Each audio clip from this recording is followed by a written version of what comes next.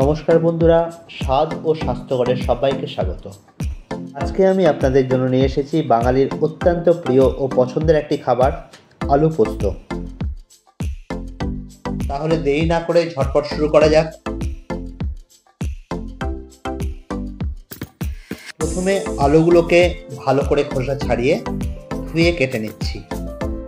আলুগুলো খুব বড় বা ছোট সাইজের কাটবো না, আলুগুলো মিডিয়াম সাইজের কেটে একটা পাত্রে জল দিয়ে রেখে দিচ্ছি।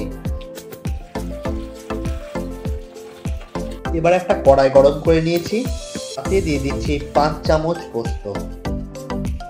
গ্যাসের ফ্লেমটা লো রেখে 2 থেকে 3 মিনিট পোস্তটাকে ভেজে নিতে হবে। এবার পোস্তটা ড্রাই রোস্ট হয়ে গেলে ঠান্ডা করে মিক্সির মধ্যে দিয়ে দেব।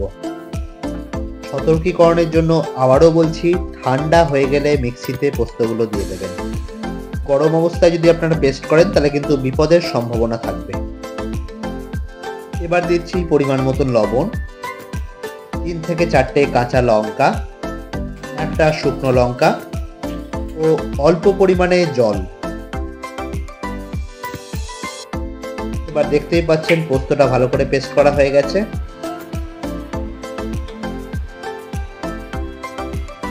এবার কড়াইয়ের মধ্যে নিয়ে নিচ্ছি 3 চামচ সর্ষের তেল। তেলে কিন্তু এই রান্নাটা করলে এর স্বাদ কিন্তু অনেক গুণে বেড়ে যায়।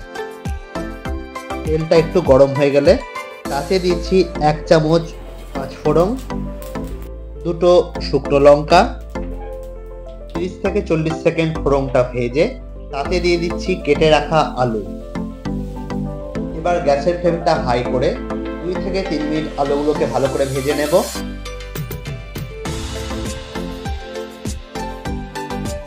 আলুগুলো ভাজা হয়ে গেলে তার মধ্যে দিয়ে দিচ্ছি 1 কাপ মতন জল। এই সময় গ্যাসের ফ্লেমটা আমরা হাই করে দিয়েছি। এবার এতে অ্যাড করে দিচ্ছি পরিমাণ মতন লবণ, খুব সামান্য পরিমাণে হলুদ। হলুদ এখানে না দিলেও চলবে, কালারের জন্য আমি হলুদটা ব্যবহার করেছি।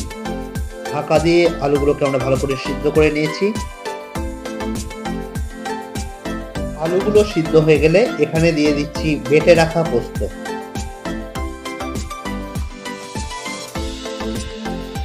এই সময় গ্যাসের ফ্লেমটা মিডিয়াম রাখতে হবে। খুব ভালো করে পোস্তটাকে আলুর সাথে মিক্স করে নিচ্ছি। আর মিক্সির জারে যে পোস্তটা লেগে আছে সেটা জল দিয়ে আলু পোস্তের মধ্যে দিয়ে দিচ্ছি। একটু নাড়াচাড়া করে ওপর থেকে দিয়ে দিচ্ছি 3 থেকে 4টে কাঁচা লঙ্কা। পাচ্ছেন আলু পোস্ত একদম প্রায় রেডি।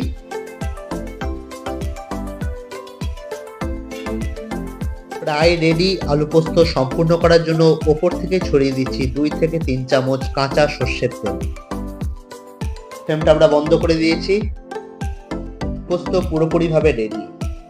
তাহলে আজকে ছিল এই রেসিপি। কেমন লাগলো সেটা অবশ্যই কমেন্টে জানাবেন। ওটা ভালো লাগলে লাইক, শেয়ার এবং সাবস্ক্রিপশন করবেন। ও স্বাস্থ্যঘর সকলে ভালো থাকবেন, সুস্থ থাকবেন। দেখা হচ্ছে পরের ভিডিওতে। ধন্যবাদ।